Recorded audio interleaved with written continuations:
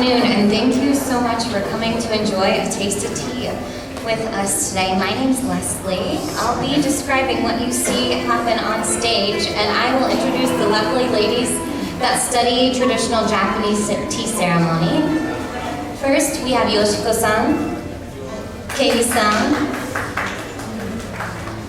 Kyoko-san, Hiromi-san, Toshiko-san, Jun-san, Akiko-san, Yoko-san, and then our tea ceremony teacher in the Ura Senke tradition, Otani sensei.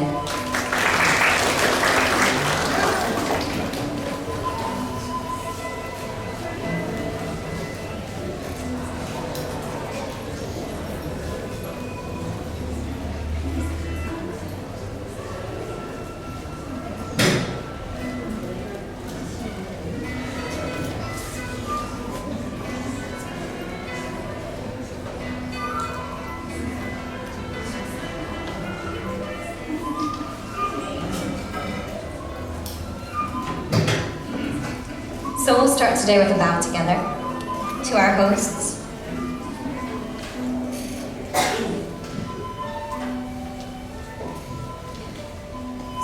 Japanese tea ceremony in Japanese is often called sado or chado. So maybe you've heard of other traditional Japanese activities like kendo or judo or kado. All those end in the word do, which ends up actually meaning the way. So these art forms are elevated a little bit above a hobby. We're hoping to take some of the ideals of these hobbies into our daily life. We're kind of living this lifestyle. And some tenets important in Japanese tea ceremony are wa, kei, sei, and jaku. So harmony, purity, tranquility, and respect. We try to personify those things in the tea room by maybe seeing a flower arrangement that suits the season, by noticing the utensils that were carefully chosen for the guest, and then just also knowing overall that the host is aiming always to please the guest. So just as the host has a prescribed protocol to follow, you as a guest, when you drink tea, will have some rules to follow as well. So when we take a sip, I will let you know what those are. No pressure.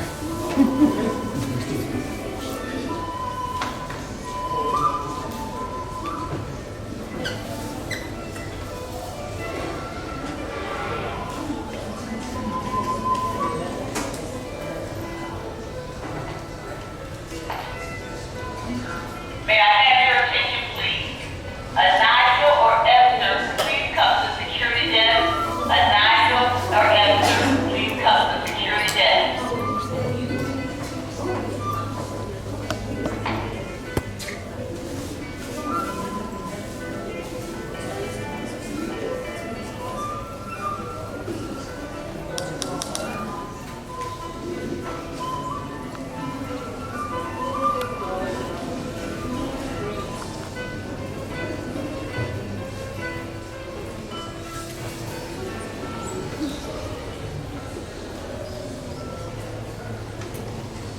So the art of chado, as we know it currently, goes back about 800 years. So Zen Buddhist monks once traveled to China to get some tea to fill their bellies. They took it back to Japan to grow, where we kind of saw it evolve into this art form that you're seeing on stage. It was originally done by men, male Buddhist monks, kind of for the samurai classes, and then eventually it kind of trickled down to the merchant classes and to normal people like you and I. Tea wasn't always something just to drink for pleasure, and in tea ceremony, when we give you a bowl of tea, we say, "Ocha wi fuku o sashiagemasu." So I'm going to give you a dose of tea. So reminding that it tastes a little bit more like medicine maybe to some people, a little bit bitter. So that's why we have to enjoy a sweet to sort of sweeten our mouth before we drink tea. It may taste a touch like medicine, but it is very good for you, so keep that in mind. And I think a lot of people just like the flavor too.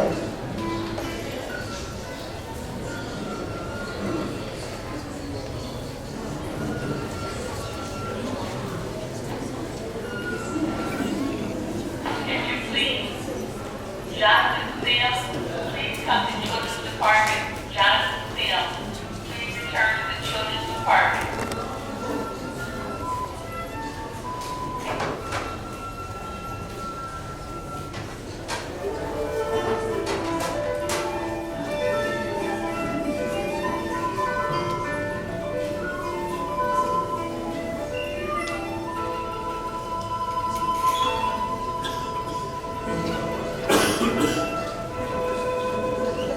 So all the utensils that Kei-san is using to whip up a bowl of tea are really pretty much treasures, all coming from certain family businesses that have been around for many, many generations, specializing in creating some of these treasures for tea ceremony. And when I was a student of tea in Japan, my teacher had a chaire, a utensil to put the tea in that she had to take an insurance policy out on. It was such a priceless treasure.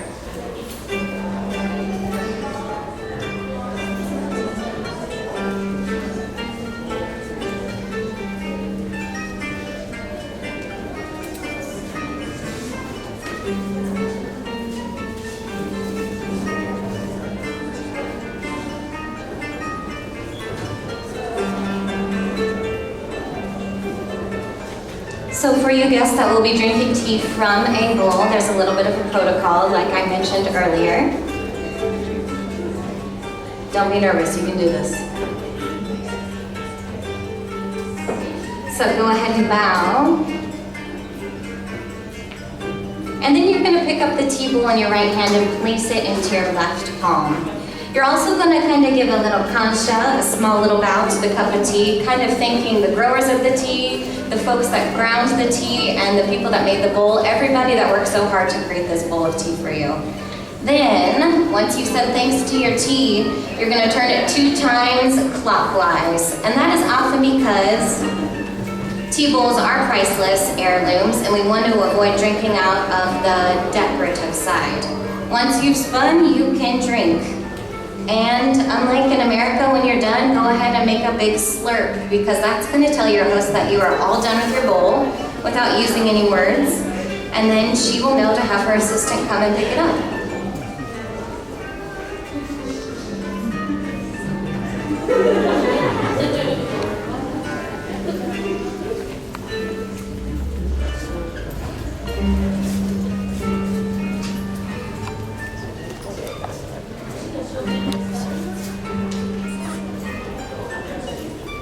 So the style of tea ceremony you're seeing today is the Ura style, this seated style. Traditionally, we would have you all squeezed into a little mountain hut, personifying that wabi-sabi style. So it's something of simplicity and elegance. And we would all be seated on our knees, losing the feeling in our feet. So I'm glad we each have a chair. But these prescribed ways of making tea are really just passed down from teacher to student.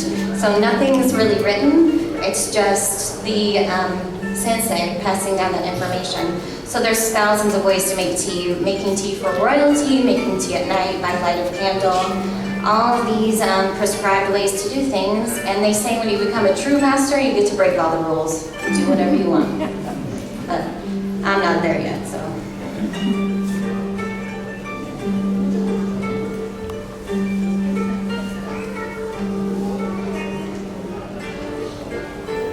I'd like to say also that if you are watching and enjoying and any questions come up, feel free to raise your hand and we will do our best to answer your questions.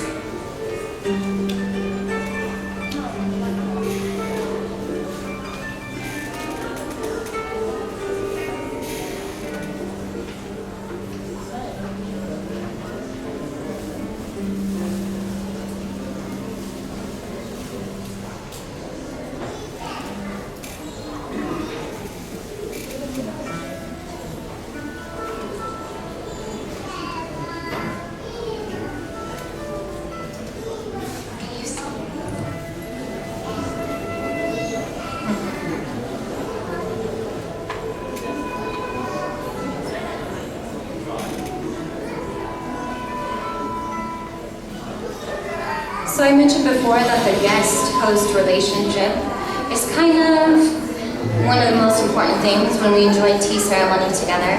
So everything that Kay is doing is for the guest to enjoy. So we all hope you're enjoying.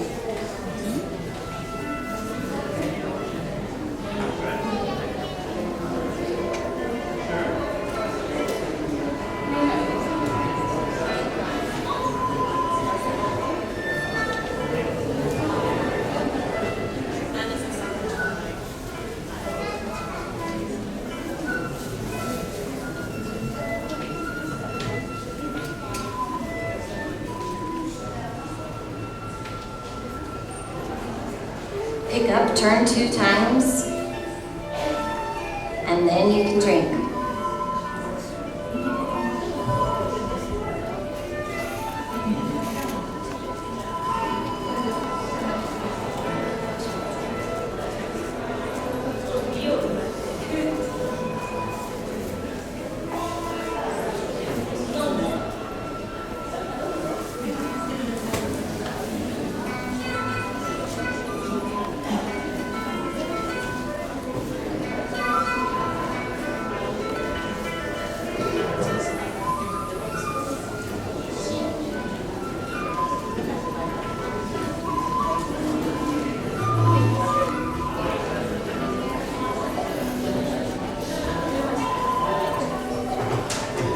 So somebody asked a question about this particular style of tea ceremony. We study under the Ura Senke school.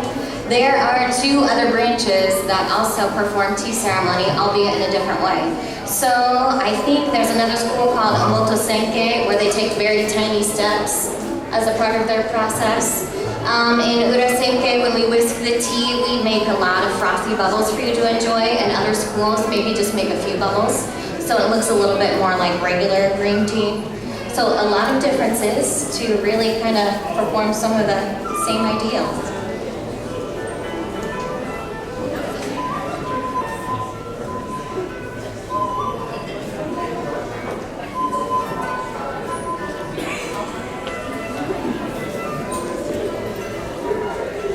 So at this rather informal chakai or tea gathering, we are just drinking usucha, the thin tea that we enjoy from our own bowl. But in more formal settings, where we would have a whole meal together, a stroll around the garden, we drink hoicha as well, which is a super dense, thick tea mixed in one bowl that's passed around the room. Again, kind of uniting those guests together.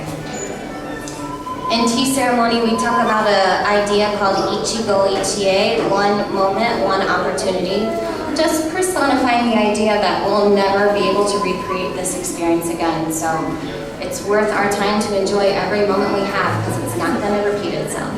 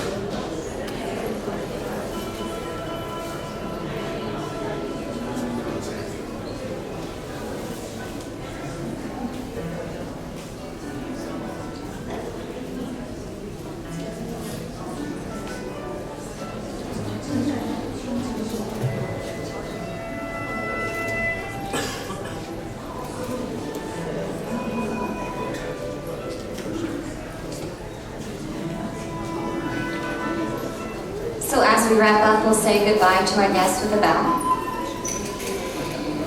And as you make your way out to enjoy the rest of the festival, there will be regular green tea brewed from leaves outside.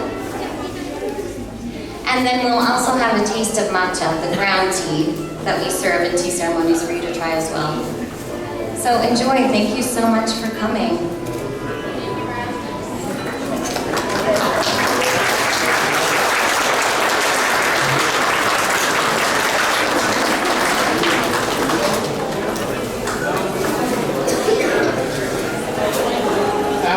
short break, there will be a music performance in the gallery.